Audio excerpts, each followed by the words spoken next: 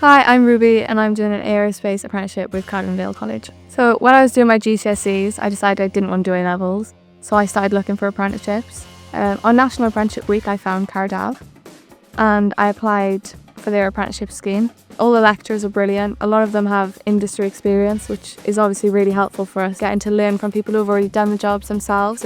It's a brilliant way to learn. You need the theory, but you need the experience. And this college has great tooling, great facilities, everything that provides us with those skills that we need before we go into industry. It made learning really, really fun.